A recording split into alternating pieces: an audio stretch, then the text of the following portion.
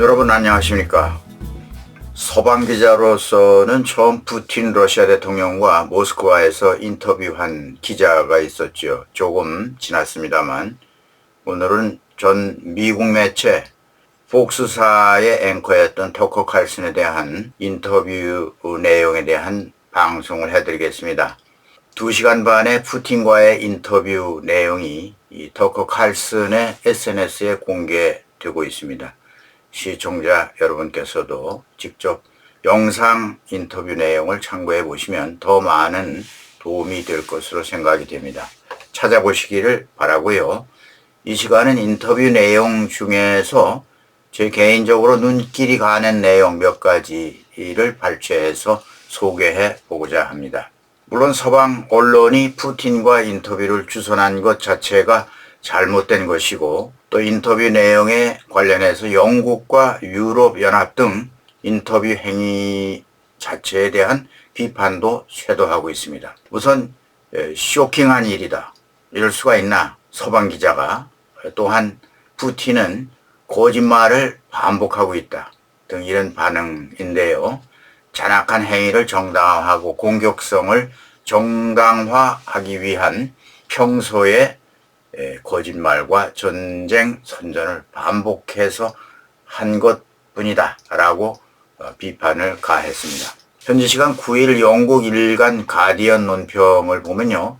EU 집행위원회 대변인 말인데요. 새로운 것은 보지 못했다. 이렇게 말하면서요. 푸틴 대통령에게 선전을 조작하고 전파할 수 있는 플랫폼을 깔아주었다는 점. 이거 상당히 유감스럽게 생각한다. 이렇게 논평했고요. 우리 속담에 말하자면 멍석 깔아줬다는 얘기와 비슷합니다. 그리고 푸틴 대통령은 우크라이나에 대한 자신의 잘 알려진 거짓말을 더욱 강화했다. 이런 말도 했습니다. 이는 위험한 거짓말이다 라고 덧붙이면서 혹독한 비판을 가했습니다. 푸틴의 거짓말을 반복할 때 상황 판단이 미숙한 대중에게는 푸틴의 거짓말이 그냥 먹혀들 수밖에 없으니 이 멍석가리라고 하는 것이 얼마나 정말 위험한 영향을 미칠 수 있는지 이것에 대한 우려가 심각하다는 그런 내용들입니다. 이것저것 터커 칼슨이 푸틴에게 질문을 했는데요. 그렇습니다. 그러나 이런 눈길을 끄는 대목이 이제 이런 거죠. 이 터커 칼슨이 푸틴에게 묻기를 왜 우크라이나를 침공했습니까? 이렇게 물었습니다. 푸틴의 답은 이렇습니다. 그 전에도 비슷한 답을 했죠. 우리는 침략을 했습니까? 아니면 침략을 받았습니까? 역사를 보세요. 거기 사는 사람들을 보세요. 역사적으로 침략을 당했고 지금은 단순히 반격하고 있는 것이 우리입니다. 땅과 사람들은 러시아인이고 우리는 항상 우리 것이었던 것을 다시 갖게 될 것입니다. 이런 답변을 했습니다. 네, 푸틴은 툭하면 역사를 들먹이고 있죠. 이런 대목에서 우리가 살펴볼 때요. 우크라이나는 나라가 오래전부터 러시아 땅이었다. 이런 얘기를 이제 하고 싶은 것이었고요. 네, 그것은 키예프 공국 시작부터 단적으로 우크라이나라는 나라는 아예 없던 나라이고 거기는 러시아 땅이었었다라고 주장하고 있는 것이죠. 기회가 있을 때마다 이런 주장을 반복해서 하고 있습니다. 옛날 슬라브족 역사를 들먹이면서 지금 하고 있는 침략 행위를 정당화하자는 그런 생각이죠. 푸틴이 침공 얘기가 나올 때마다 이렇게 비슷한 궁색한 이유를 붙여서 주장을 하고 있습니다. 네, 동유럽을 보면 러시아인이 없는 곳이 어디 있습니까? 러시아인이 살면 다 러시아 땅이란 터무니없는 어떻게 보면 극단적인 주장이 아닐 수 없는 억지 주장. 이런 것을 푸틴의 이야기 속에서 찾아볼 수 있습니다. 발트 3국서부터 폴란드, 루마니아, 몰도바, 슬로바키아, 러시아에 가까이 있는 이런 나라들, 동유럽 쪽에 있는 이런 나라들 보면 러시아인 인구가 상당한 분포를 이루고 있죠.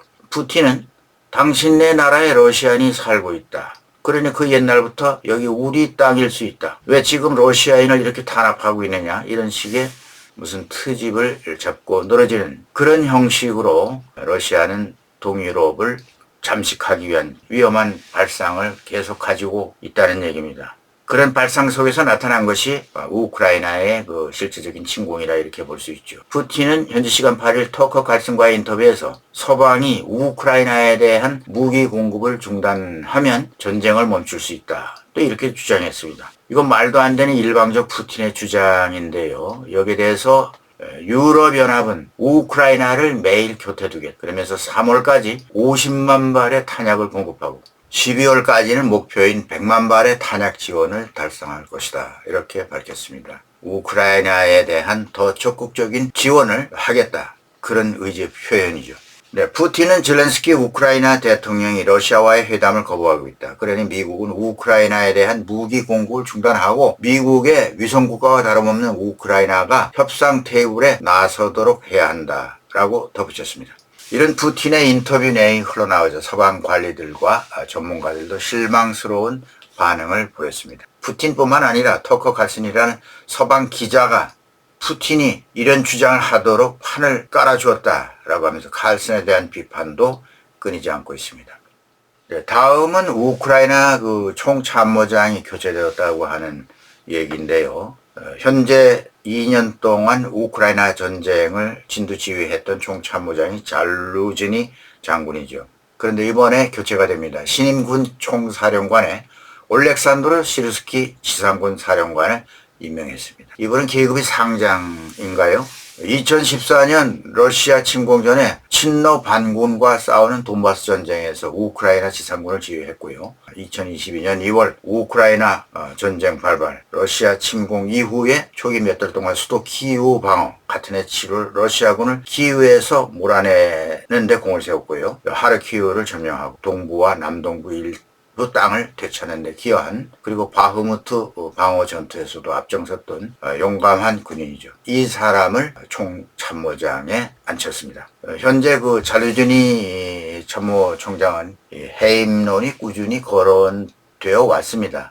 잘루지니 총사령관은 지난 2022년 러시아의 우크라이나 침공 이후에 우크라이나군을 통솔하고, 그때 초전에 금방 무너질 것 같았던 이 우크라이나를 예상과 달리 선전해서 인기가 치솟았고요. 차기 대선 주자까지 언급되는 그런 인기를 누려왔던 사람입니다. 지난해 여름 이후 우크라이나군을 전장에서 이렇다 할 추진력을 얻지 못했지만 잘루지니의 인기는 아직도 상당한 그런 편입니다. AFP에 따르면 지난해 말 여론조사에서 우크라이나인의 92%가 잘루지니를 신뢰하는 것으로 나타났습니다. 이는 젤렌스키 대통령이 77%에 비해서 훨씬 웃도는 수치죠. 두 가지 관측이 있습니다. 국면 쇄신을 꾀하기 위해서 교체를 한다.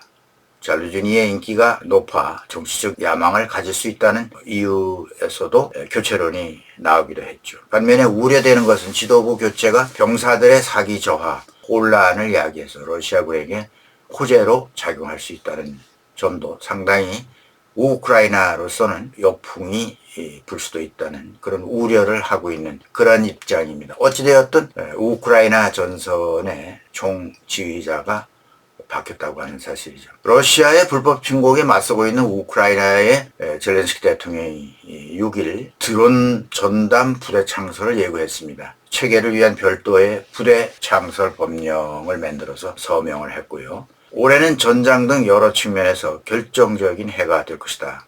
드론 체계는 지상, 공중, 해상에서 효과를 보여줬다. 그러면서 전담 부대 창설의 배경을 설명했습니다. 젤렌스키 대통령은 러시아와의 전쟁에서 드론 전력과 드론 자체 생산을 핵심 요소로 지목하고 올해 100만 기의 드론을 생산할 것이라고 지난해 12월에 밝힌 바 있습니다. 네, 가성비가 좋고 돈이 들지 않는 그런 그 무기로서 드론. 지금 드론 전쟁이라고 다 얘기를 합니다. 우크라이나군은 그동안 러시아군에 대한 공격을 드론을 통해서 적극적으로 해왔죠.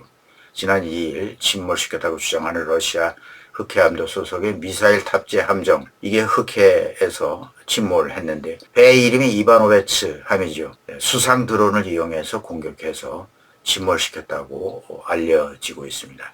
금년 들어서 우크라이나 전쟁 양상, 지금 소강 상태에 있고 러시아는 어떻게 해서든지 점령한 지역에서 물러서지 않기 위해서 별의별 수를 다 쓰고 희생을 강요하면서 지키려고 들 것이고, 우크라이나는 현재 상당한 반격 작전에 여러 가지 장애물이 많이 놓여 있죠. 우선 지원도 줄어들게 되고요. 국내외적으로 문제가 산적해 있습니다만 앞으로 전쟁은 그게 쉽게 끝날 것 같지는 않습니다. 네, 오늘 방송은 여기까지 하겠습니다. 김정구 GTV였습니다.